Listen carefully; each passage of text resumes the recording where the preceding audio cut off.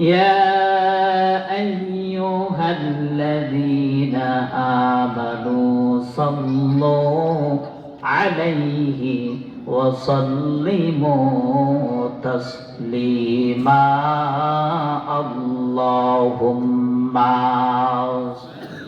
জোরে সরে মহব্বতে জোরে سيدنا مولانا محمد وعلى آل سيدنا مولانا محمد মদিনার তরে আজকের ইসলাম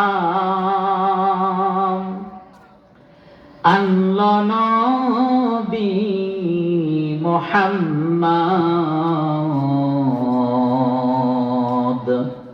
তারি পরশে উজালা হলো বিশ্বমানের ভূখণ্ড আল্লাহুম্মা জোরে জোরে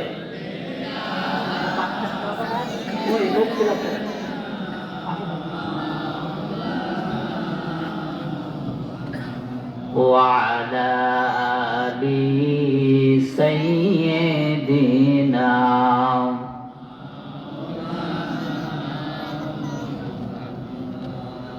لا إله إلا الله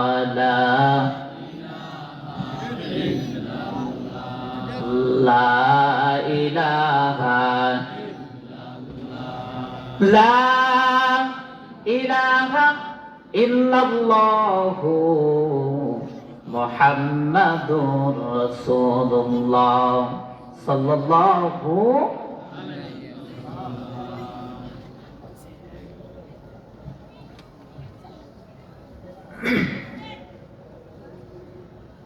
ঐতিহ্যবাহী কুতুবপুর পশ্চিম পাড়া শহীদ মসজিদের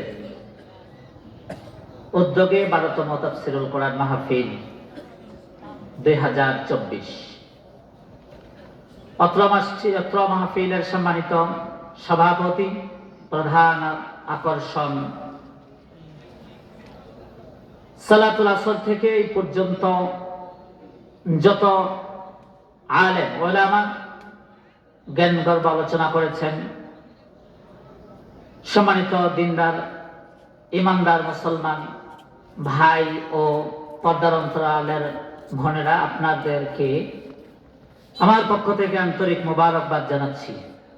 আসুন রবের দরবারে আমরা শুকরিয়া আদায় করি, যেই মহান মনিব আমাদেরকে দুনিয়ার সমস্ত ঝামেলা থেকে হেফাজত করে মহান আল্লাহ সুবহানাহু ওয়া তাআলা কোরআনুল কারীমের মজলিসে বসার এবং কথা শোনার, আমাকে বলার যে তৌফিক এনায়েত করেছেন, সেই সস্তার দরবারে শুকরিয়া আদায় করে জোরে সোরে বলি আলহামদুলিল্লাহ।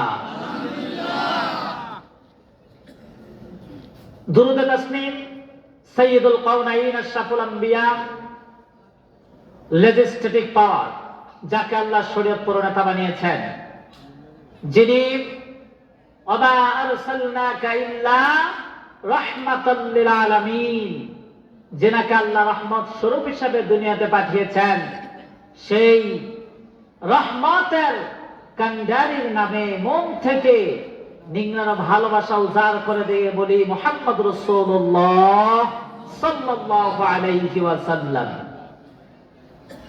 হাজারো ব্যথা বেদনার পরে ফিরে আসনি তুমি আপন ঘরে, দিনের আলো তুমি ছড়িয়ে দিতে চলে গেলে মদিনায় মক্কা ছেড়ে। হে রাসূল তোমাকে ভুলি আমি কেমন করে, হে রাসূল তোমাকে ভুলি আমি কেমন করে। খেয়ে না খেয়ে দিন প্রচারের কাজে নিজেকে দিয়েছ বিলিয়ে, ঠিক কিনা? আর আসতে বলবেন, খেয়ে না খেয়ে দিন প্রচারের কাজে নিজেকে দিয়েছ বিলিয়ে। তায়েফের কাফিরেরা, তায়েফের কাফিরেরা ছিল না এ আলো, দুষ্ট ছেলেদের পিছু দিল লেলিয়ে। পাথরের আঘাতে ক্ষত বিক্ষত হয়ে সারা শরীর থেকে রক্ত ঝরে। হে রাসূল তোমাকে ভুলি আমি কেমন করে। হে রাসূল তোমাকে ভুলি আমি কেমন করে।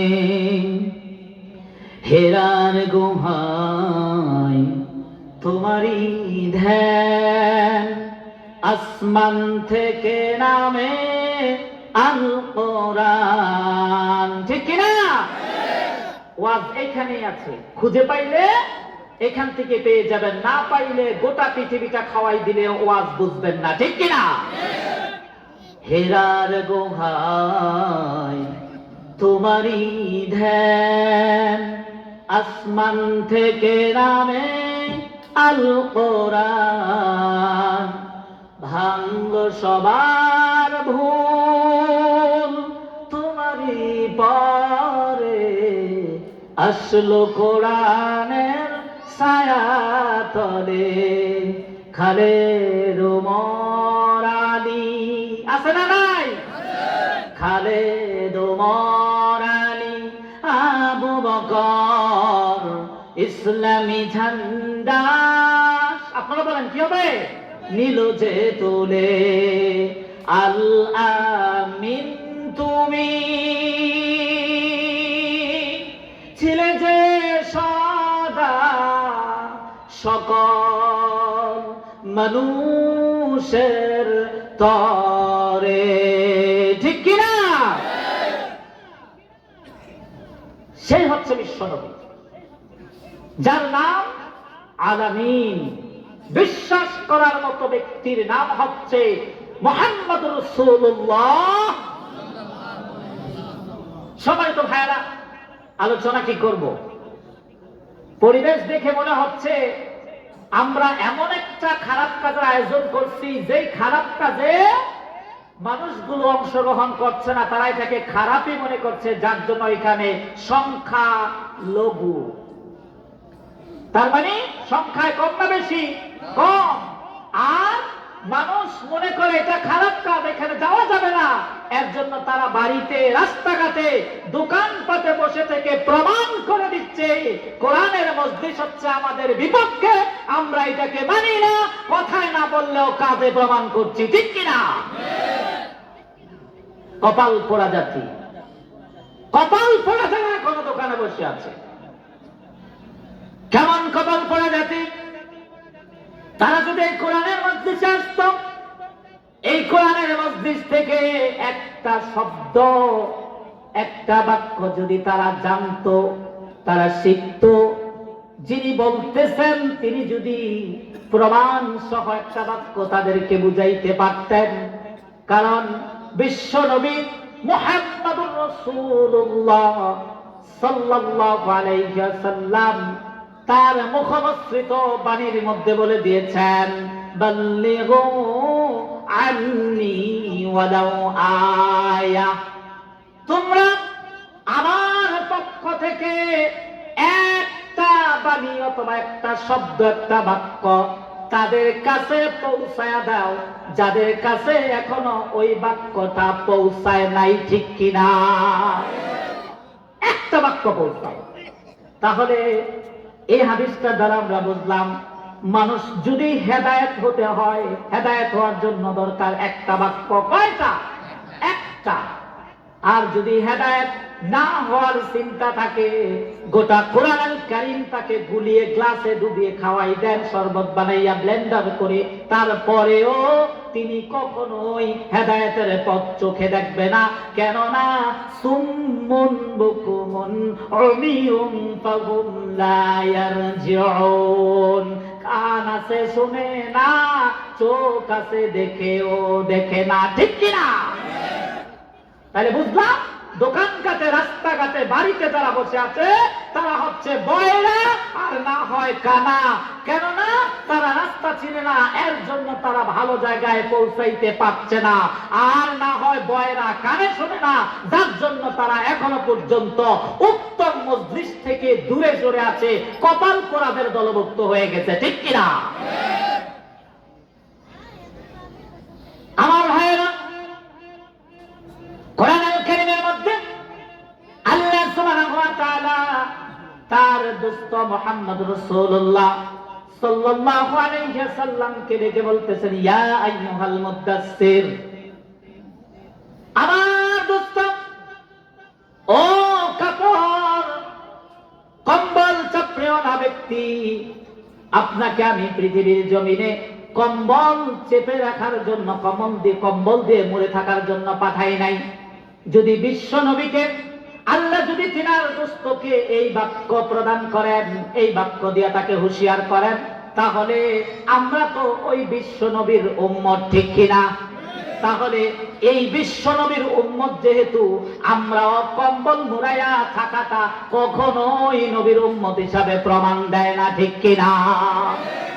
কারণ দেশ স্বাধীন করার জন্য, জাতিগত অস্তিত্ব টিকিয়ে রাখার জন্য, কোরআনের মজলিসটাকে জাগ্রত করার জন্য একটা কম্বল নয়, যদি যুদ্ধের ময়দানে তাজা রক্ত ঢেলে দিতে হয়, তারপরেও কখনো দুইবার চিন্তা করা যাবে না, সাথে সাথে নিজেকে ওই জায়গায় পৌঁছাই দিতে হবে, ঠিক কিনা?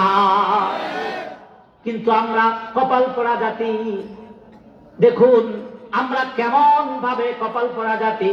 দীর্ঘ 15টা বছর আমরা একটা শাসনকে লম্বা করে দিয়েছি, কারণ আমাদের ইমানের শক্তি কম ছিল, ভয় পেয়েছি কথা বলতে, যদিও জানতাম কিন্তু বলতাম না, কারণ একটা পক্ষ, একটা গোষ্ঠী আমাদেরকে থামিয়ে দিয়েছে। আবার তারাই বলে সব ক্ষমতার উৎস হচ্ছে জনগণ। নাউজুবিল্লাহ। ক্ষমতার উৎস কার কাছে? বিশ্বাস আছে?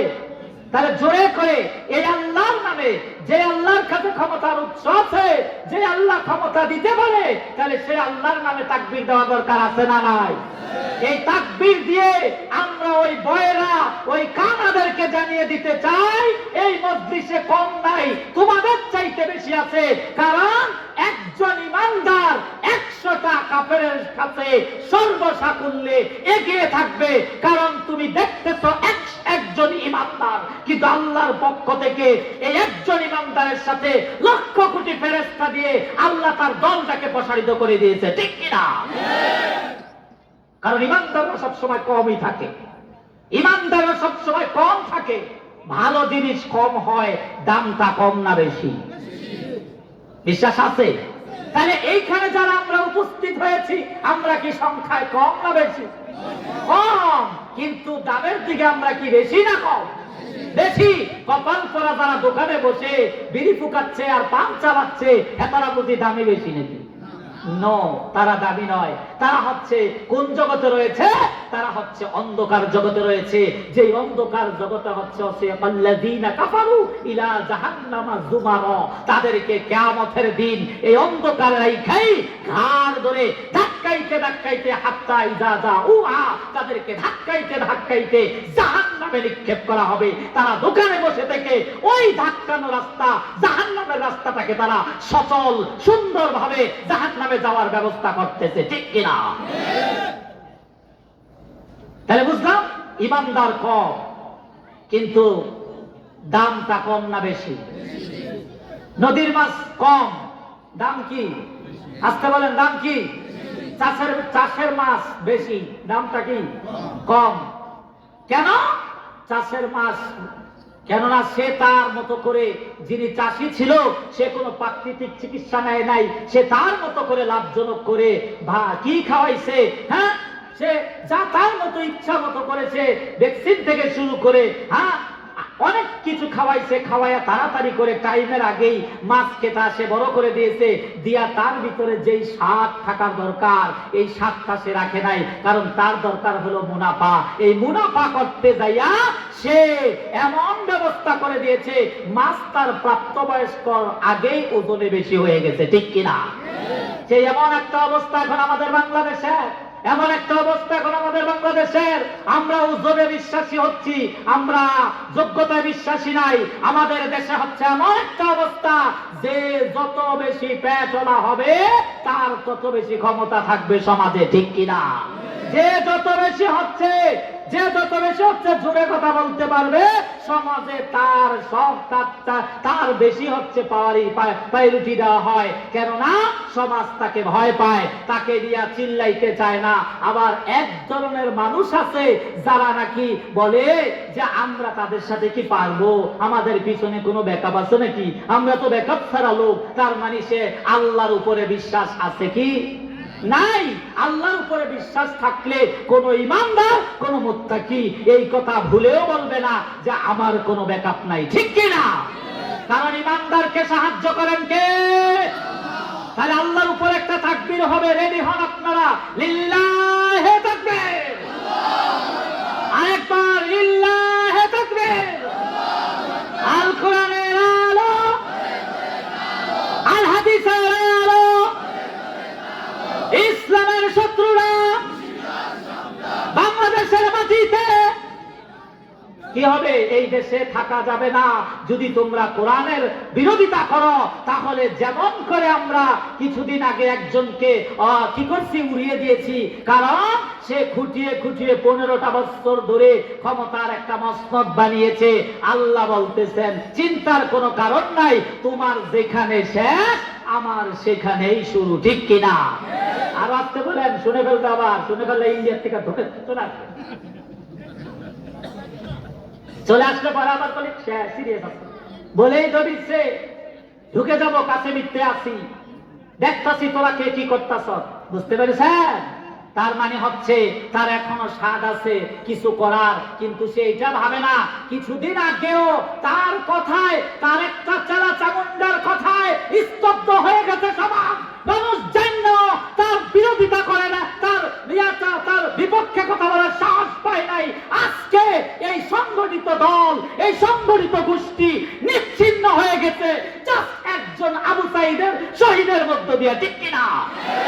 তার জন্য বলি ক্ষমতা আল্লাহ, কারণ আল্লাহ ছাড়া মানুষ কোন ক্ষমতার উৎস হতে পারে না, কোন মানুষের হাতে ক্ষমতা নাই।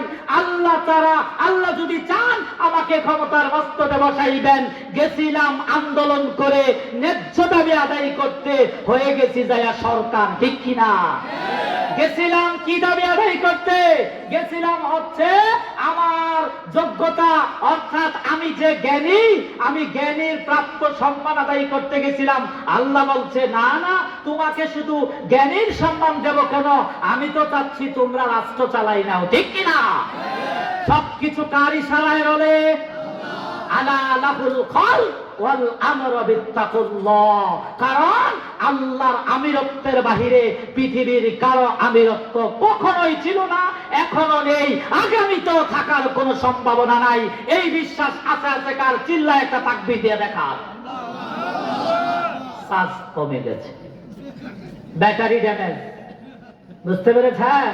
আমি যতই বলি না কেন, মানুষগুলা বিপদে পড়ে গেছে এখানে, যে এতক্ষণ তো ঘুমায় ঘুমায় ওয়াজ শুনছিলাম, এলা কোত্থেকে একখান হুজুর চলে আসলো, আইসা এখন দেখতেছি কথার থেকে চিল্লানি বেশি দিতে হচ্ছে, ঠিক কিনা? সম্মানিত ভাইয়েরা, এগুলো মজা লাগবে না। মমতাজের গান শুনবেন? আমি পারি করি, বলবো শুনবেন?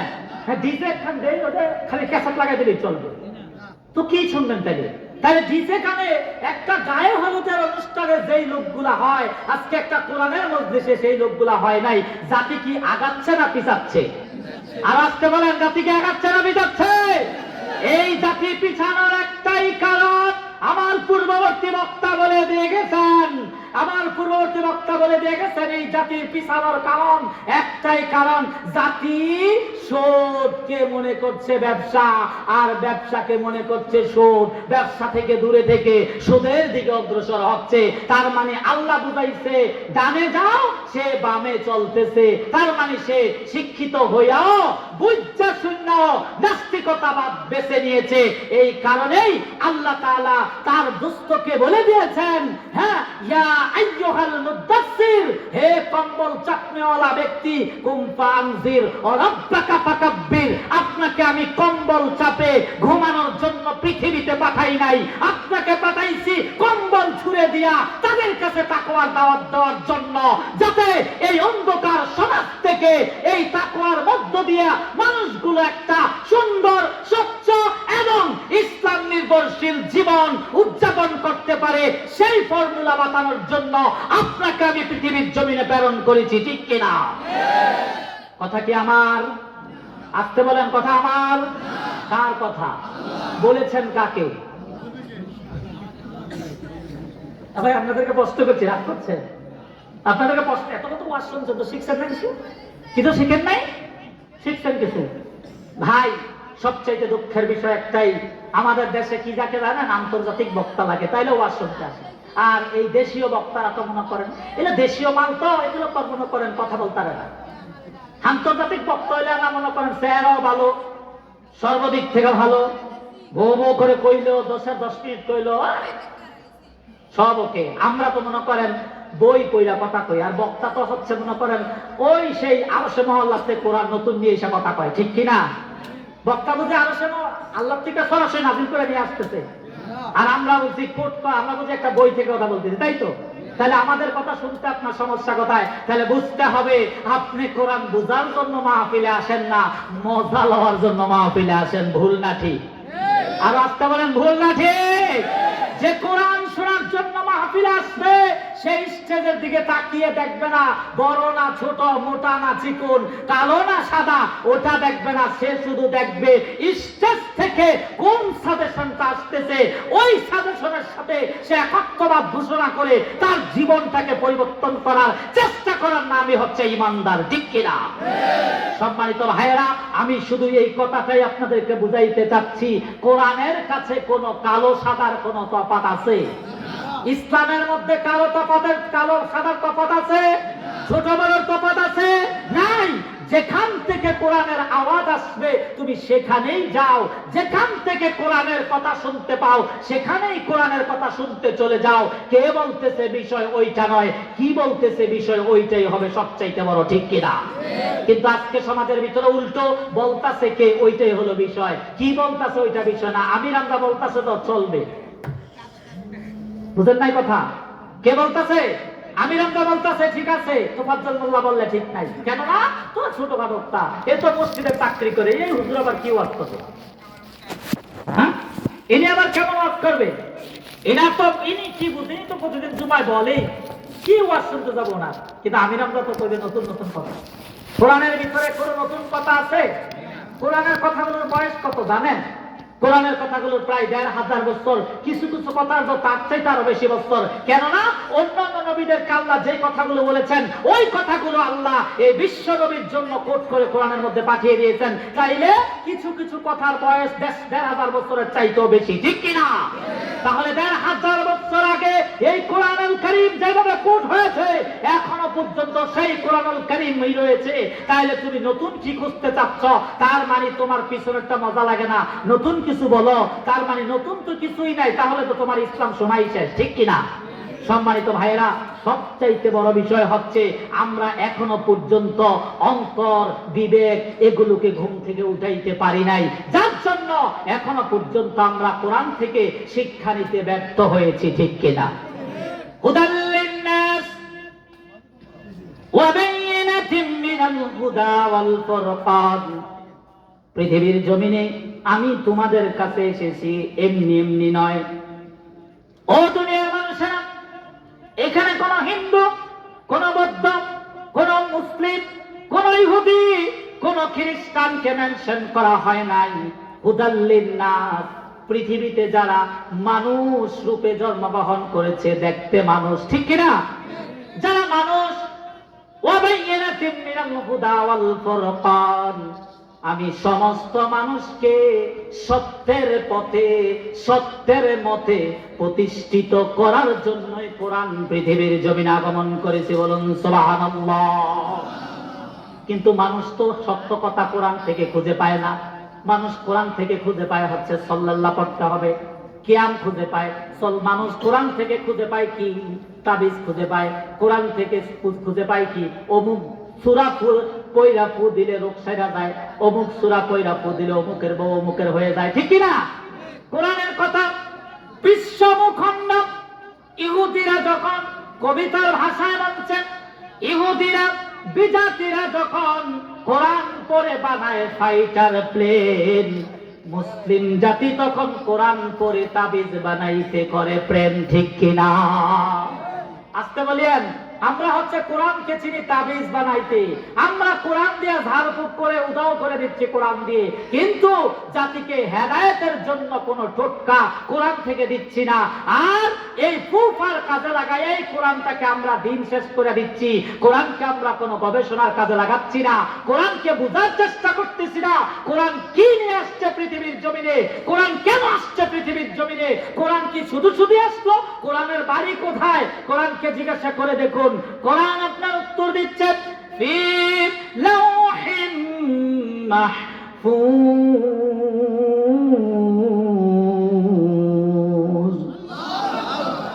কোরআন বলছে আমার বাড়িটা হচ্ছে লাওহে মাহফুজ।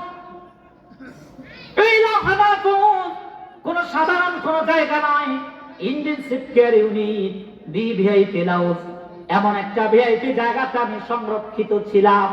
প্রশ্ন হলো, কেন তুমি এই সংরক্ষিত জায়গা থেকে এই পৃথিবীর জমিনে আসলা? যেই জমিনে আসার পরে মানুষগুলো তোমাকে সম্মান দেয় না, মানুষগুলো তোমাকে তাবিজের মধ্যে ঠাইসা ভরে রাখে, ঠিক কিনা? মানুষগুলো তোমাকে দিয়া কবিরাজি করে, মানুষগুলো তোমাকে দিয়া গুনাহের কাজ করে, মানুষগুলো তোমাকে দিয়া মজা লয়, শুধু শুনে, তোমাকে কেউ মানে না। কেন পৃথিবীতে আসলা? কোরআন বলতেছে, ও আল্লাহর বান্দা বান্দিরা শুনে রাখো, তোমরা যদি ভালো এখান থেকে শিক্ষা নাও তাহলে তোমাদের জন্য ভালো। তোমরা যদি একটা মানুষও এই কোরআন থেকে কিছু না পড়ো, না জানো, আমি কোরআনের কোনো সমস্যা, আসতে বলেন, কোন কোরআনের সমস্যা আছে? একজন মানুষ পৃথিবীতে কোরআন পড়বে না, কেউ কোরআন পড়বে না, কোরআনের কোন সমস্যা? যে কোরআনটা যে মালিক পাঠিয়েছে, রব্বি আল্লাহ, এই আল্লাহর কোন সমস্যা? এই আল্লাহ তাআলা বলতেছেন, এই কোরআনুল কারীম আমি তোমাদের কাছে পাঠিয়েছি কারণ আমি কোরআনটাকে তোমাদের ভালো চেয়েছি। এই কোরআনুল কারীমের মধ্যে সূরাতুত তাওবার মধ্যে আল্লাহ তাআলা ঘোষণা করে দিয়েছেন, ইন্নাল্লাহা হাশতারা মিনাল মুমিনিনা আনফুসাহুম আমওয়ালাহুম বিআন্না লাহুমুল জান্নাহ। আল্লাহু আকবার। আরে তাকবীরগুলো দিয়ে একটু অন্তপক্ষে বক্তাকে উৎসাহিত করে না, এগুলোও পারে না। ঠিকই তো মেম্বার চেয়ারম্যানের মিছিলে গেলে তো ওগুলো তো শিখাইতে হয় না, একবারে মেম্বার চেয়ারম্যানের 14 গোষ্ঠী নিয়ে পর্যন্ত স্লোগান দিতে মিস করেন না, ঠিক কিনা? ছেলেও বলে আমার ভাই তোমার ভাই। কি ভুল বললাম না ঠিক বললাম?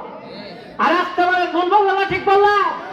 তাহলে ওইখানে ছেলে বাবার নামে দেয় আমার ভাই তোমার ভাই, অমুক ভাই অমুক ভাই, আর কোরআনের মজলিসে এসে তাকবীর দিতেও মানুষের শরম লাগে, ঠিক কিনা? তাহলে বুঝতে হবে আমাদের ঈমানটা এখনো পর্যন্ত কোরআনমুখী হতে পারে নাই, ইসলামমুখী হতে পারে নাই, পরকালমুখী হতে পারে নাই। আল্লাহকে এখনো পর্যন্ত আমরা পরিপূর্ণ মালিক হিসাবে গ্রহণ করতে পারি নাই, যার জন্য এখনো পর্যন্ত তাকবীরটা আমাদের মুখ থেকে স্পষ্ট বের হচ্ছে না, ঠিক কিনা? সাহাবীদের মন, সাহাবীদের ঈমান ছিল তাজা, তাই তারা যখন তাকবীর দিতেন তখন আকাশ পাতাল মাটি পায়ের নিচে মাটি পর্যন্ত কেঁপে উঠত। এর কারণ হচ্ছে একটাই, তাদের ঈমানী তাকওয়া ছিল মজবুত। তারা ঈমানের জন্য, ইসলামের জন্য, দ্বীনের জন্য তাজা রক্ত মাঠের মধ্যে ছড়িয়ে দিতে, বিলিয়ে নিজে পর্যন্ত দ্বিধাবোধ করছে না, তারা জীবন দিয়ে ইসলামকে টিকিয়ে রাখার জন্য শহীদ কাফেলা গ্রহণ করেছে। তারা ঈমানটাকে মজবুত করার জন্য, ইসলামটাকে মজবুত করার জন্য নিজের জীবনটাকেও ধারালো তলোয়ারের নিচে রাখতে কোনো দ্বিধাবোধ করে নাই, ঠিক কিনা? আজকে সেই সাহাবীদের উত্তরসূরি আমরা, এই সাহাবীরা যেই ধর্ম মেনেছেন আমরাও সেই ধর্ম মানতেছি না, একটু উল্টোটা মানতেছি। আমরা ওই ধর্মই মানতেছি, কিন্তু দুঃখের বিষয় হচ্ছে তারা এই ধর্ম মেনে দুনিয়াতে থেকে জান্নাতের সার্টিফিকেট পেয়েছে, আর আমরা এই ধর্ম মেনে এখনো পর্যন্ত ধর্মটা কি এইটাই আমরা বুঝতে পারছি না। তার মানে হচ্ছে এই কোরআন, এই ইসলাম আমাদের কাছে একটা কেমন কেমন রূপকথার গল্প মনে হচ্ছে, ঠিক কিনা? একজনের থেকে শিক্ষা নিচ্ছি না।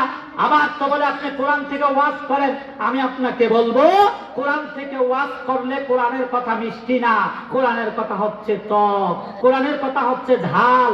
কেন? কোরআন তেলাওয়াত করতে মিষ্টি, কিন্তু এই কথাগুলোকে যখন আপনার ভাষায় উপস্থাপন করবেন, অর্থ উপস্থাপনটা করবেন, তখন এই কথাগুলো হয়ে যাবে ঝাল টক। কেননা এই কথা আপনার প্রকৃত বন্ধু কোরআন, তার জন্য এই কথাগুলো তার বন্ধুর কথা ঝাল হয়, টক হয়। যেই বন্ধু আপনার পদে পদে ভুল ধরবে, মনে করবেন সেই বন্ধু আপনাকে প্রতিষ্ঠিত করার চেষ্টা করতেছে ভালোভাবে, যাতে আপনি কোথাও অপমান না হন, কোথাও লাঞ্ছনা না হন, কোথাও আপনি অপদস্থ না হন, কোথাও পরাস্ত না হন। এর জন্য বন্ধু আপনাকে প্রতিনিয়ত সতর্ক করে দিচ্ছে। আর যেই বন্ধু আপনাকে ভুল দেখার পরেও বাহবা দিচ্ছে, মনে করবেন আপনি সে ঠান্ডা মাথায় আপনাকে বড় ধরনের একটা বাস, আতলা বাস ঢুকিয়ে দিচ্ছে, ঠিক কিনা? আজকে আমাদের সমাজে এগুলো কম না বেশি? বাস দেওয়ার লোক বেশি। কেননা ভুল দেখা ভুল ছাড়ে না, ভুলটা বলে না। কেন বলে না? এর কারণ হচ্ছে তলে মনে মনে বলে, আস্তে আস্তে বলে আমি ওর ভুলটা সংশোধন করে দেওয়ার কে, নিজের খায়া বনের মোষ তারামো নাকি, ঠিক কিনা? কি বলে? এরকম বলে না ভাই? বলে না? বলে। কি প্রভাব বানিয়েছে দেখছেন? নিজের খায়া বনের মোষ তারাবো, সে বলে নিজের খায়, নিজের খায়া সে পরের কি করতে পাও থাকবো, এই কথাগুলো বলে না ভাই? কিন্তু সাবধান, খবরদার, কোন মুসলমানের মুখে এই কথা শোভা পায় না। কারণ আল মুসলিমু আখুল মুসলিম, একজন মুসলিম আরেকজন মুসলিমের জন্মসূত্র নয়, একজন মুসলিম আরেকজন মুসলিমের ধর্মসূত্র ভাই। সুবহানাল্লাহ বলতেন না? সম্মানিত ভাইয়েরা, এই জন্মসূত্র আর ধর্মসূত্র দুইটা আলাদা। একটা হচ্ছে জন্মগত ভাই, যেটা এক মায়ের পেট থেকে জন্মগ্রহণ করছি, অথবা আমার চাচতো ভাই জ্যাঠতো ভাই হয়। আর ধর্মগত ভাইয়ের মধ্যে কোনো কি নাই, বাপ চাচা যেটা কিছুই নাই। অ্যাজ এ মুসলিম সকল মুসলিম হচ্ছে সকল মুসলিমের ভাই, ঠিক কিনা? সম্মানিত ভাইয়েরা, এর জন্য বলি আমরা আমাদের ভাইদেরকে, আমরা আমাদের ভাইদের জন্য যদি কখনো কোথাও যুদ্ধের জন্য ডাক আসে, আবার যদি বাংলার জমিনে কোন স্বৈরাচারকে উৎখাত করার জন্য মুসলমানকে ডাকা হয়, এক প্ল্যাটফর্মে যাওয়ার জন্য কে কে রাজি আছে? চিল্লায় বলুন, লড়াই থাকবে। কারণ এই দেশে আমরা দেখতেছি, আমরা তত্ত্বাবধায়ক সরকারকে ভালো মনে করছিলাম, আমরা অন্তর্বর্তী সরকারকে সুযোগ দিয়েছিলাম, তাদেরকে আমরা সিলেক্ট করতে দিয়েছিলাম। দিনগত হয় এক নাস্তিককে তারা নতুন করে প্রমোশন দিয়েছে, উপদেষ্টার জায়গায় নিয়ে গেছে। এই নাস্তিকের ইতিহাস যদি দেখতে চাই, সে শাহবাগে যে ব্লগারদের সাথে হাত মিলিয়েছিল, সে ফেসবুকে লেখালেখি করেছে, সে মুসলিম যেটাকে প্রত্যাখ্যান করে সেইটা সে করেছে, সে যৌনচারিতাকে উস্কানি দিয়েছে, যৌনচারিতা সম্বন্ধে মানুষকে উৎসাহিত করেছে। আজকে সে আবার জাতির উপদেষ্টা হয়েছে। আমরা এখন থেকে বুঝতে পারতেছি আবার সেই নীল নকশা শুরু হচ্ছে। তাই বলবো, মুসলমান সতর্ক হয়ে যাও। এই দেশটা হচ্ছে আলেম ওলামার দেশ, এই দেশটা মুসলিমদের দেশ, এই দেশটা হচ্ছে পীর আউলিয়াদের দেশ, 360 আউলিয়ার দেশ। এই দেশে কোন রকম কোন ষড়যন্ত্রই দীর্ঘস্থায়ী হতে পারবে না যতদিন আলেমরা আছে, যতদিন কোরআন হাদিস আছে, ঠিক কিনা? আবার জীবন দেব, আবার যুদ্ধ করব। প্রয়োজনে একবার নয়, 100 বার যদি জন্মগ্রহণ করতে পারি, 100 বার যুদ্ধ করে হলেও দেশের মধ্যে ইসলামী আইন, কোরআনের আইন, রাষ্ট্রীয় আইন ইসলাম হিসাবে ব্যবস্থা করার, জারি করার জন্য প্রস্তুত আছি না নাই?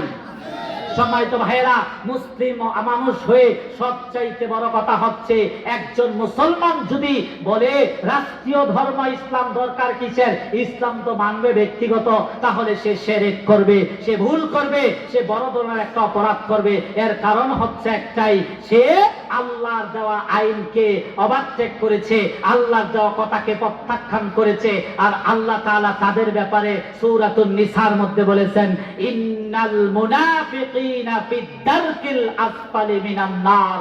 সেই তারাই মুনাফিক যারা দেখতে মুসলমান, তারা পরে মুসলমানের পোশাক, তারা দেখতে লেবাসদারি সুন্নি, লেবাসদারি হচ্ছে তারা মুসলিম, লেবাসদারি হচ্ছে ইমানদার, কিন্তু তাদেরকে তারা পরবর্তী রাত্রেবেলা যে যারা গিরগিটির মতো করে এই বিধর্মীদের সাথে, শয়তানদের সাথে তারা সরা পরামর্শ করে মুসলমানদের দুর্বল পয়েন্টগুলো তাদের কাছে পার করে দিয়ে মুসলমানকে দুর্বল জায়গায় আঘাত করার ব্যবস্থা, নীল নকশা যে মুসলমান নামধারী মুনাফিকেরা করে, আল্লাহ তাআলা তাদের ব্যাপারে ঘোষণা দিয়েছেন, ইন্নাল মুনাফিকিনা ফিদ দারকিল আসফালি মিনান নার। মুনাফিকরা সবচাইতে নিম্ন থেকে নিম্নতরের জাহান্নামে অবস্থান করবে। বলুন নাউযুবিল্লাহ। এই মুনাফিকদের ব্যাপারে আল্লাহ তাআলা এর শেষ অংশে বলে দিয়েছেন সুন্দর করে, যে তাদের ব্যাপারে যদি আপনি কখনো কোনোদিন সাহায্য চান, কোন দিক থেকে তাদের ব্যাপারে সাহায্য পাবেন না। কোন ইহুদি, কোন কাফের যদি মুসলিম হওয়ার চেষ্টা করে তাহলে সাহায্য করেন, কিন্তু কোন মুনাফিকরে নিজে যদি সে তওবা না করে, কেউ পৃথিবীর সমস্ত মুসলমান মিলেও যদি এই মুনাফিকের জন্য দোয়া করে, কখনো এই দোয়া গ্রান্টেড হবে না। কারণ আল্লাহ তাআলা তাদের ব্যাপারে জিরো টলারেন্স ঘোষণা করে দিয়েছেন। সূরাতুত তাওবার মধ্যে বলে দিয়েছেন, আল্লাহ ইস্তাগফির লাহুম আও লা তাস্তাগফির লাহুম ইন তাস্তাগফির লাহুম 70 মাররাতান ফালাই ইয়াগফিরুল্লাহু লাহুম যালিকা বিআন্নাহুম কাফারু বিল্লাহি ওয়া রাসূলিহি ওয়াল্লাহু লা ইয়াহদিল কওমাল ফাসিকিন। বন্ধু হে, আপনি যদি তার জন্য একবার নয়, দুইবার নয়, 7 বার নয়, 70 বার যদি দোয়া করেন বা না করেন, করলেও কোনো সমস্যা না, না করলেও কোনো সমস্যা না। সোজা কথা, আমি তাদের পক্ষে কোন নবীদের দোয়াও কবুল করব না, কারণ তারা হচ্ছে মুসলমানকে ক্ষতি করেছে। তারা আমার দেওয়া ইন্নাদ্দীন ইনদাল্লাহিল ইসলাম, আমি মনোনীত করেছি যেই ধর্ম, সেই ধর্মটাকে তারা নীল নকশা করে ধর্মটাকে ধূলিসাৎ করে দেওয়ার জন্য নীল নকশায় তারা হাত মিলিয়েছিল, ইহুদিদের সাথে হাত মিলিয়েছিল। মুসলমানদের হয়ে মুসলমানদের দুর্বলতা তারা ইহুদিদের কাছে পাচার করে দিয়েছিল, মুসলমানকে তারা নস্যাৎ করার চেষ্টা করেছে। তাই আমি আল্লাহ তাআলা তাদের ব্যাপারে কারো কোনো অ্যাপ্লিকেশন অ্যালাউ করব না। সোজা কথা, তাদেরকে আসফালি মিনান নার, তাদেরকে আমি জাহান্নামের নিম্নমানের স্তরে আমি রেখে দেব। এইখানে তারা অনন্তকাল ধরে থাকবে, খালিদিনা ফিহা, তারা অনন্তকাল এখানে বসবাস করবে, যেই কালের কোনো শেষ নাই। বলুন ঠিক কিনা? সম্মানিত ভাইয়েরা, আমরা কোরআন শুনতে এসেছি, আমরা কোনো গল্প উপন্যাস শুনতে আসি নাই। আমাদেরকে এখনো সময় আছে, শিখতে হবে, জানতে হবে, বুঝতে হবে। এই বোঝার জন্য আমি বলবো, আমাদের একজন পিতা ছিল, এখনো তিনি আছেন। তিনি কোনো উরুসজাত পিতা নন, তিনি কোনো জন্মদাতা নন, তিনি হচ্ছেন জাতিগত পিতা। তেনার নাম আপনারা অবশ্যই ইতিমধ্যে জেনে গেছেন। তিনি একমাত্র পিতা, শুধুমাত্র পিতা হচ্ছেন ইব্রাহিম আলাইহিস সালাম। ইব্রাহিম আলাইহিস সালাম এমন সুন্দর একটা নবী, এমন সুন্দর একটা পয়গম্বর, তার জীবনের পরতে পরীক্ষা ছিল। একটা নয়, দুইটা নয়, প্রায় 190 এর অধিক তিনাকে জীবনে পরীক্ষা দিতে হয়েছে। এমনি জাতির পিতা হয় নাই।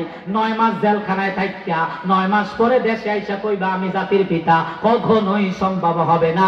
কারণ তোমার পিতাও হচ্ছে ইব্রাহিম আলাইহিস সালাম, ঠিক কিনা? বেটা হাওয়া কা লাড্ডু নাকি দিল্লি কা লাড্ডু নাকি জাতির পিতা? কইবা জাতির পিতা হয়ে যাবা? জাতিদের এতগুলো পিতা নয়, এমনি জাতির পিতা হওয়া যায় না। ইব্রাহিমের কাছ থেকে শিখো, ইব্রাহিম কেন জাতির পিতা হয়েছে। ইব্রাহিমকে আল্লাহ নিজে কেন জাতির পিতা বানিয়েছেন?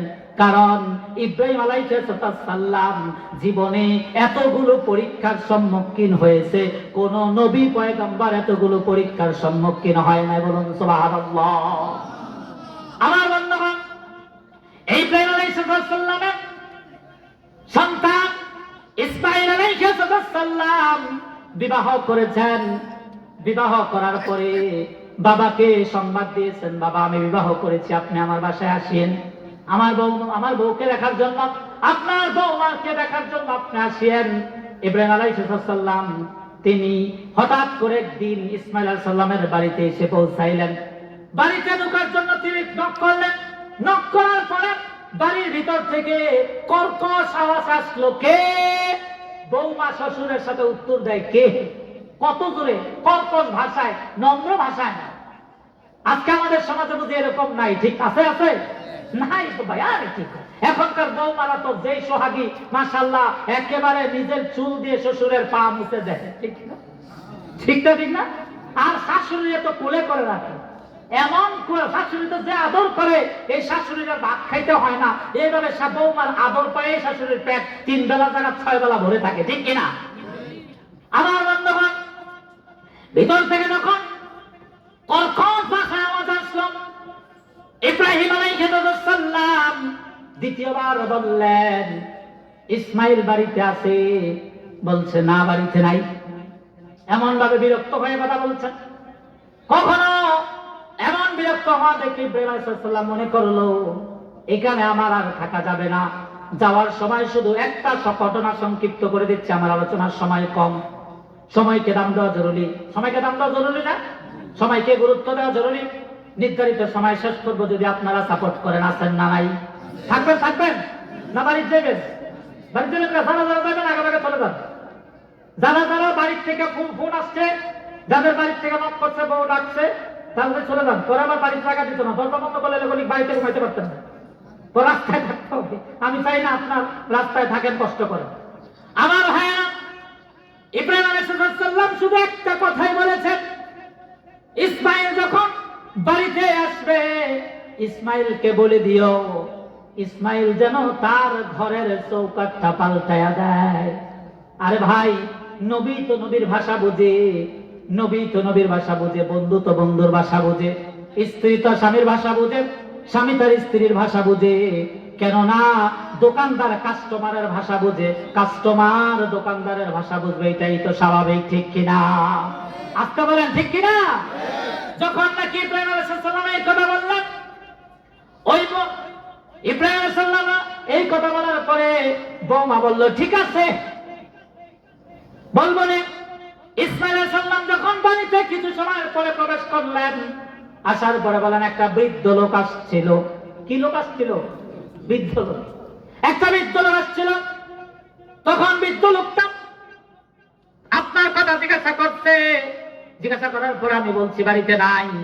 তারপরে ইসমাঈল আলাইহিস সালাম জিজ্ঞাসা করে, এরপরে কি বলছে? আমি কিছুই বুঝলাম না। তিনি কিছুই না করে চুপ করে থেকে যাওয়ার সময় বললেন, ঘরের চৌকাঠটা পাল্টায়া পাইল। তখন ইসমাঈল আলাইহিস সালাম তার হাতটা ঘুরিয়ে বলল, ওরে অমুকের বেটি, আমার পিতা তিনি তো ইব্রাহিম আলাইহিস সালাম, তিনি আল্লাহর পয়গম্বর, তিনি তো তোর শ্বশুর ছিল, তিনাকে তুই সম্মানের সাথে ঘরে ঢুকাইলি না কেন? বউ বলতেছে আমি কি ছিলি নাকি? চিনতে হবে কেন? একজন মুরব্বী আসলে তো তাকে সম্মান করা দরকার, আছে না নাই? আছে না নাই? আমাদের দেশে সম্মান তো মাশাআল্লাহ অনেক সম্মান। এখন মুরব্বীদেরকে দেখলে মনে করেন 20 টাকার বেতন তো ফালাই দেয় যুবকরা, তাই না? তাই না? ফালাই দেয় না? ফালাই দেয়। আবার চেয়ারটা সাইডে দেয়, আল্লাহর একটা ছেলে না দেয় এখন বসতে। তাই তো এখন এরকম হচ্ছে না দেশে? এরকম হচ্ছে না? আমার ভাইয়েরা, তুই তাকে ঘরে আসতে দিবি না কেন? ঘরে আসার পরে তার পরিচয় নীতি, কিন্তু তুমি এমন এক ব্যবহার করেছো যেই কারণে সেই কথা বলছে যে ঘরের চৌকাঠটা পাল্টায় ফেল। তার মানে হচ্ছে আমার পিতা মহোদয় অন্য কোনো কথাই বলে নাই, তোর মতো এরকম বেয়াদব মার্কা বউকে তালাক দেওয়ার কথা বলেছে। বলুন ঠিক কিনা? সাথে সাথে তালাক দিয়ে দিলেন, যা তোকে তালাক দিয়ে দিলাম। কিছুদিন পরে আবার বিবাহ করলেন, এবং ওই বৌমা বিবাহ করার পরে বউ যখন বাড়িতে রেখে ইসমাঈল আলাইহিস সালাম যখন বাহিরে গেলেন, আবার ইব্রাহিম আলাইহিস সালাম আসলেন, আসার পরে জিজ্ঞাসা করলেন বাড়িতে কেউ আছো? বাড়ি থেকে নরম সুরে ভদ্রতার সুরে বলল, জি আমি ইসমাইলের বউ, আপনি কে বলছেন? তখন বলছে, মা আমি ইসমাইলের বাবা। সুবহানাল্লাহ না? আর আগে কি উত্তর ছিল? কে? শুনেই ভয়। এখনকার বৌমারা যেইভাবে কথা বলে, এতে শাশুড়িরা শুনেই অর্ধেক স্টক করে, শ্বশুর শুনেই অর্ধেক প্যারালাইসিস হয়ে যায়, বেচারা দৌড়ে কইতে পারে না। মসজিদে হাজী সাহেব আসছে, আমি জিজ্ঞাসা করলাম, হাজী সাহেব আপনার বাড়িতে গায়ে হলুদের ডিজে বক্স বাজতেছে, ব্যাপারটা কেমন? আপনারা ইতিমধ্যে আমার সম্বন্ধে খবর পেয়েছেন, জানেন আমি কেমন ভাবে কথা বলি। তো শ্বশুর, আমি যখন ওই হাজী সাহেবকে বললাম, হাজী সাহেব তখন মাথাটা নিচু করে বলে, ইমাম সাহেব হুজুর, আসলে আমারও মন চায় না এগুলা শুনতে, কিন্তু আমার কথা তারা শোনে না। বুঝেন না? এটা হলো মহব্বত। আমার কথা তারা কি করে না? শোনে না। এর কারণ হচ্ছে হাজী সাহেব নিজে হজ করছে বটে, তিনি লক্ষ টাকা খরচ করে হজ করে এসেছেন। হজের চাইতে তার সবচাইতে বেশি বড় কাজ ছিল তার সংসারটাকে ভদ্রভাবে গড়ে তোলা, ঠিক কিনা? আগে ভদ্রভাবে সংসার সাজাও এবং ভদ্রভাবে সন্তানকে দুনিয়াতে আনো, ভদ্রভাবে সন্তানকে মানুষ করো, সন্তানকে দিন শিক্ষা করো, যাতে তুমি বার্ধক্যে পড়লে এই সন্তান যাতে তোমাকে তুচ্ছ তাচ্ছিল্য না করে, ঠিক কিনা? আজকে আমাদের বাবারা আমাদেরকে দামি দামি স্কুলে পড়াচ্ছে, আমরা সে সন্তানের, আমরা বাবারা আমাদের সন্তানদেরকে কিন্ডারগার্টেন স্কুলে পড়াচ্ছি, বাংলার প্রাইভেটের জন্য 2000 টাকা দেই, অথচ ইমাম সাহেব যদি মুক্তরে পড়াইবো 100 টাকা চায়। হুজুরের টাকা দরকার লাগে? হুজুরের টাকা লাগে না, হুজুর হাওয়া খায় বড়। হুজুরের বউ বাচ্চা তো না হাওয়া খেয়ে চলে, আর সব আপনার লাগে। কি এমন কথা বলে না? হুজুর এত টাকা দরকার কি? হুজুর এত টাকা লাগে কেন? হুজুরের 10,000 টাকা বেতন লাগে, 8,000 টাকাই তো চলে, হুজুর তো আপনার নেই খায়। বুঝতে পেরেছেন কথা? এগুলো কোন ইমানদারদের কথা নয়।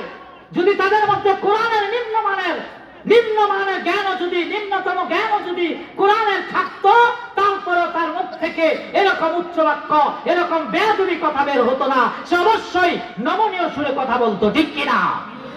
আমার ভাইয়েরা, ইসমাইল আলাইহিস সালামের দ্বিতীয় বউ যখন ইব্রাহিম আলাইহিস সালামকে ঘরে ডেকে নিলেন, ঘরে ডেকে নিয়া শ্বশুরকে বললেন, আব্বা জান, আপনি অনেক দূর থেকে আসছেন, ক্লান্ত হয়ে গেছেন, আপনি হাত মুখ ধুন, ফ্রেশ হন, আমি আপনার জন্য কিছু জল খাবারের ব্যবস্থা করছি। আজকে দেখুন, জল খাবার বললে আমরা মনে করি হিন্দুদের ভাষা। আরে ভাই, দেশে এমন শিক্ষা, আমাদের এমন শিক্ষিত, আমরা জল বললে কয় হিন্দুরা বলে। ভাষা কি কোনো ধর্মের নাই? ভাষাতে কোনো ধর্মভেদ বিচার করা হয়? শুদ্ধ ভাষা, পানির অপর শুদ্ধ ভাষা কি যারা শিক্ষিত আসছেন, জল কি অশুদ্ধ ভাষা না শুদ্ধ ভাষা? আজকে বলেন, জল কি শুদ্ধ ভাষা না অশুদ্ধ ভাষা? এটা কি হিন্দুদের ভাষা? আজকে বলেন, এটা কি হিন্দুদের ভাষা? তো এটার কোন জল শুদ্ধ ভাষা, এটা কোন হিন্দুদের ভাষা নয়। জল, আমি আপনার জন্য নাস্তার আয়োজন করছি। ইব্রাহিম আলাইহিস সালাম হাত মুখ ধুয়ে আসলেন, তিনি তেনার গামছা দিয়ে হাত মুছতে যাবেন। বৌমা বলছে, আব্বা জান, আপনি এখানে বসেন, আমার মাথার চুল দিয়ে আপনার পা গুলো মুছে দেই। সুবহানাল্লাহ। শ্বশুরের কি ব্যবহার, বৌমার কি ব্যবহার! আজকে সেই বাপের সন্তান আমরা, সেই ইব্রাহিমের সন্তান আমরা, যদিও উরুস জাতের নয়, আমরা হচ্ছে জাতিগত সন্তান। আমাদের পিতার চরিত্র কেমন ছিল, আজকে আমরা সন্তান হইয়া সেই পিতার চরিত্র এখনো পর্যন্ত আমরা নিজেদের জীবনে বাস্তবায়ন করতে পারি নাই, ঠিক কিনা? যদি পারতাম, ইব্রাহিম আলাইহিস সালাম তারপরে যখন তার বৌমার কাছ থেকে এত সুন্দর আদর পাইল, আদর পাওয়ার ফলে বৌমাকে যাওয়ার সময় বলে গেল, বৌমা, আমার ছেলে যখন আসবে, ছেলেকে শুধু তুমি একটা কথাই বলবা যে, তোমার ঘরের চৌকাঠটা অনেক মজবুত, এই চৌকাঠটার সাথে যেন কোনো খারাপ আচরণ না করে, এই চৌকাঠটাকে যদি সুন্দরভাবে আচরণ ব্যবহার করতে পারে, এই চৌকাঠ থেকে আরো ভালো ভালো চৌকাঠ জন্মগ্রহণ করবে। বলুন সুবহানাল্লাহ। হয়েছে, জন্মগ্রহণ করেছে। অনেক নবী পয়গম্বর এসেছে, তারা যেই পেট ভালো সেই পেট থেকে ভালো সন্তান আসে। আজকে আমাদের মধ্যে সন্তান আমরা জন্ম দিচ্ছি বটে, আমরা সন্তান জন্ম দিতে যেও কোরআনুল কারীম ফলো করতেছি না, সন্তান জন্মের পরেও আমরা কোরআন সুন্নাহকে ফলো করতেছি না, সন্তানকে লালন পালন করতে যেও কোরআন সুন্নাহ ফলো করতেছি না, যার জন্য এই সন্তানগুলো আমরা যখন বার্ধক্যে পড়ে যাচ্ছি তখন আমাদেরকে লাঠি মারতে, তুলে ফেলে দিতে, তুচ্ছ তাচ্ছিল্য করতে, আমাদেরকে নর্দমায় ফেলাই দিতেও তারা দ্বিধাবোধ করছে না, ঠিক কিনা? আজকে সমাজের মধ্যে সমাজটা অধঃপতনে গেছে শুধু এইটাই কারণ, সবচাইতে বড় দোষ হচ্ছে বাবাদের। বাবারা সন্তানদেরকে তাদের ঘাড় ধরতে পারে নাই, সন্তানদেরকে তারা টেনে ধরতে পারে নাই। এমনও বাবা আছেন, এমনও মা আছেন, এখনো পর্যন্ত বিছানায় শুয়ে শুয়ে চোখের জল পড়ে ছেলের কষ্টে, ছেলের বউয়ের কষ্টে, ছেলের কথায়, ছেলের বউয়ের ব্যবহারে সে না খেয়ে বিছানায় শুয়ে শুয়ে ডুকরাইতে ডুকরাইতে কাঁদে। আছে না নাই? আর আসতে পারেন, আছে না নাই? হয়তো আপনাদের কুটুমপুরে নাও থাকতে পারে, কারণ কুটুমপুরের মানুষ তো সব আল্লাহর ফেরেশতা, ঠিক কিনা? আমার বন্ধুগণ, দিন কয়েক আগেও শুনলাম বাবাকে ভাত দেয় না, বাবাকে বাবা বলেও ডাকে না, বাবার খোঁজ খবর রাখে না।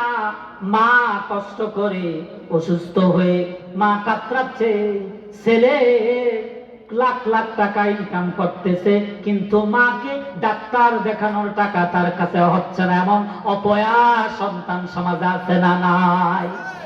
মা দেখে ফেলবেন এর জন্য দরজা বাড়ি দেয়া নিজের সন্তান বউ বাচ্চাদেরকে নিয়ে ভালো মন্দ খায়, পাশের ঘরে মাকে পান্তা ভাতার আলুর ভর্তা অথবা পান্তা ভাতার কাঁচা মরিচ দেয়। কেউ কেউ তো এই পান্তা ভাত মায়ের জন্য জুটে না, মা উপাস থাকে আর ছেলের সন্তানদেরকে নিয়ে, স্ত্রীদেরকে নিয়ে ভালো মন্দ খায় আর নাচ গান করে, ঠিক কিনা?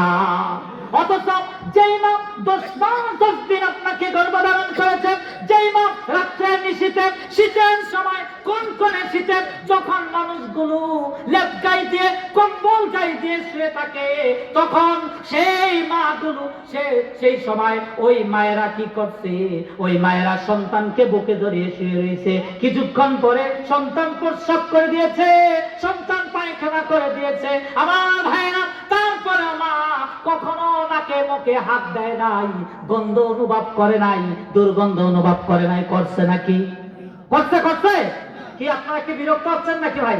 তাহলে ছেড়ে দিয়ে আলোচনা ছেড়ে দেয় তো আপনারা কি ঘুমিয়ে গেছেন? দিন তাহলে একটা তাকবীর হয়ে যাক, লিল্লাহি তাকবীর। আরে যারা বাড়িতে আছে তারা তো হুজুর তো সেই খুঁটির লোকে চিল্লাচ্ছে, এর জন্য তো কোনো সুসা নাই। তাদেরকে আমরা একটা মেসেজ দিলাম, আমরা এখনো হারিয়ে যাইনি, ঠিক কিনা? তোমরা যদি মনে করো আমরা হারিয়ে গেছি তাহলে ভুল করবা। ইমানদার কখনো হারিয়ে যায় না, কারণ ইমানদার একজন, বেঈমান 100 জনের চাইতে ক্ষমতা ইমানদারের একজনের বেশি, ঠিক কিনা? কোন এক ইন্সপেক্টর বলেছিলেন আজ থেকে প্রায় 11 বছর আগে, সে রাজপথে বলছিলেন 2013 সালে, আমার স্পষ্ট মনে আছে, সাংবাদিকের সামনে বলছিলেন, আমি কোন দলের পক্ষে কথা বলছিলেন, জাস্ট খালি কথাটাকে টেনে আনলাম এখানে উদাহরণ হিসাবে। সে বলছিল শিবিরের একটা কর্মী আর আমরা পুলিশের 10 জন ওর সাথে চলে না, কারণ ও আমরা যখন পিস্তল তাক করি তখন সে আরো পাঞ্জাবের বুতাম খুলে দিয়ে বলে আল্লাহু আকবার, ঠিক কিনা? তার মানে আমরা 10 জন হারিয়ে যাচ্ছি, আমরা 10 জন তার কাছে পরাস্ত হয়ে যাচ্ছি তার আল্লাহর উপরে বিশ্বাস দেখে। এর কারণ হচ্ছে একটাই, সে কোরআন বুঝেছে, কোরআন সম্বন্ধে শিক্ষা নিয়েছে।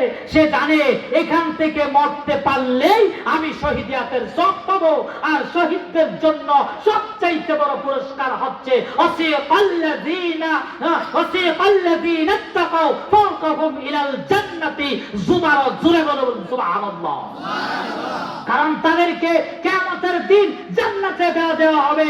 এর জন্য সে পাঞ্জাবির বুতাম খুলে দিয়ে ইসলামী সৈনিকরা, ইসলামের মানুষগুলো, ইমানদারেরা কখনো পিছু পা হটে না। ইসলাম তাদেরকে সেই শিক্ষা দেয় নাই, ইসলাম তাদেরকে শুধু অগ্রগামী হওয়ার জন্য শিক্ষা দিয়েছে, ঠিক কিনা?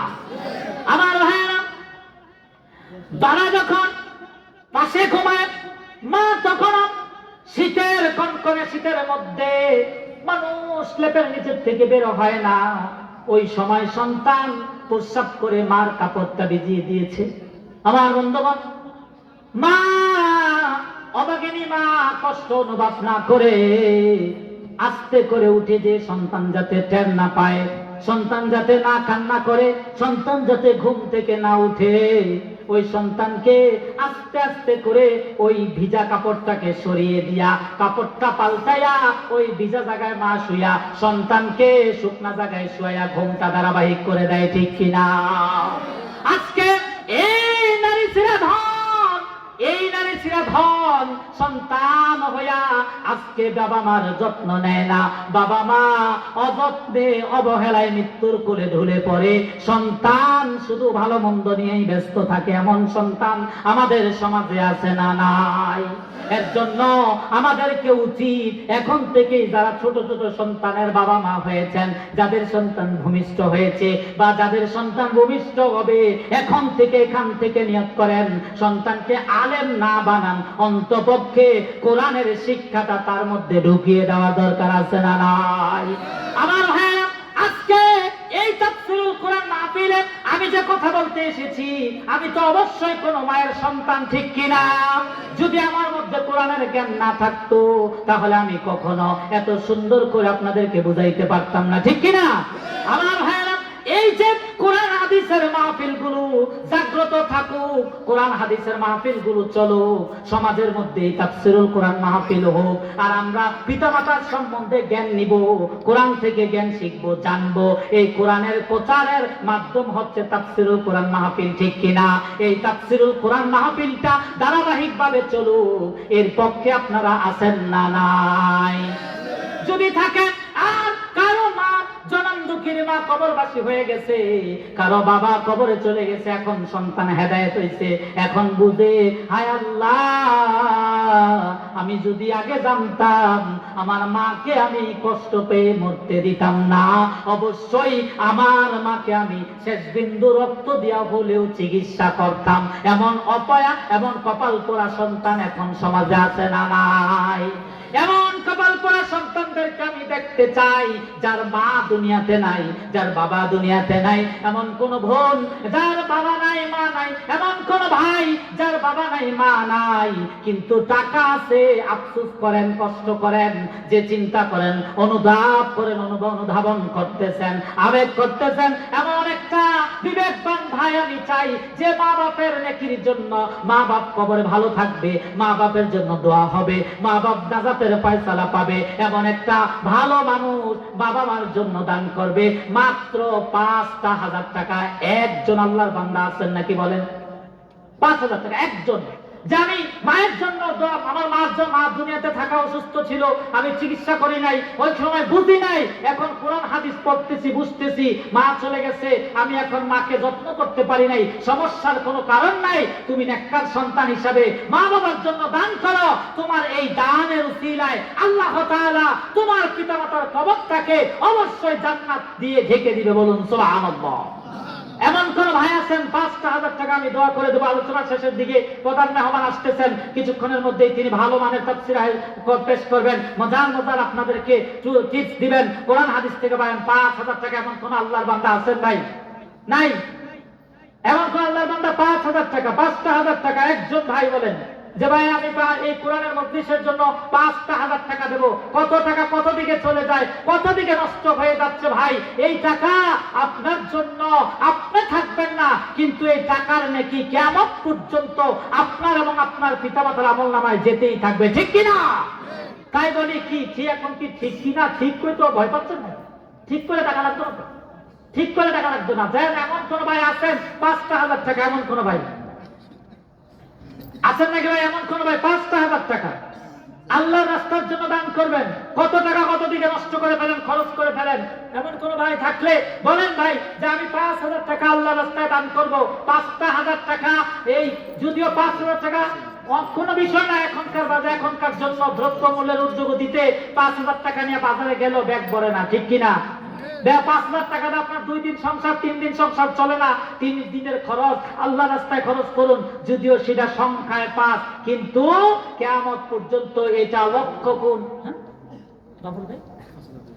নারে তাকবীর। ভাই মোহাম্মদ বাবুল বাবুল মাস্টার সাহেব মসজিদের দায়িত্বশীল ব্যক্তি। আল্লাহ তোমার বান্দা এই তাফসীরুল কোরআন মাহফিলের জন্য ৫,০০০ টাকা দান করেছে। সুবহানাল্লাহ। ৫,০০০ টাকা দান করেছে। আল্লাহু আকবার। তোমার বান্দা তুমি আল্লাহ তোমার বান্দায় ৫,০০০ টাকা যেই নিয়তে দান করেছে, তোমার বান্দার নিয়তে বরকত দাও, তোমার বান্দার কামাইতে বরকত দাও। তোমার বান্দা যদি বাবা মা দুনিয়াতে না থাকে, বাবা মার কবরে এই ৫,০০০ নেকি কিয়ামত পর্যন্ত পৌঁছানো থাকুক, ঠিক কিনা? আরেকজন ভাই, আরেকটা মানুষ, একটা মানুষ, একজন পাইছি আমরা ৪টা খলিফা। আমাদের খলিফা কয়জন? এই ৪জন খলিফা আমরা মানি কি মানি না? মানি। ১ নম্বর খলিফার নাম কি জানেন? ১ নম্বর খলিফা হচ্ছে আবু বকর। এই আবু বকরের সংখ্যাটা আমাদের মাস্টার সাহেব নিয়ে নিয়েছেন। বাবুল ভাই, বাবুল মাস্টার আবু বকরের খলিফার সংখ্যাটা পূরণ করে দিয়েছেন। আমরা দোয়া করি আবু বকরের চরিত্রের সাথে বাবুল মাস্টারের চরিত্রটাকে আল্লাহ শামিল করে দাও, বলুন ঠিক কিনা? আমার ভাইরা আসুন, ওমর খুব তেজি মেজাজ এমন একজন যুবক ভাই আছেন যে আমি ওমরের সংখ্যাটা পূরণ করে দেবো হুজুর, আমি ওমরের সংখ্যাটা পূরণ করে ৫,০০০ টাকা দিয়ে আমি ওমরের সাথে জীবনের সাথে আমার জীবনটাকে যদিও মিলাইতে পারবো কিনা জানি না, হতেও পারে এই ৫,০০০ টাকার জন্য আল্লাহ তাআলা ওমর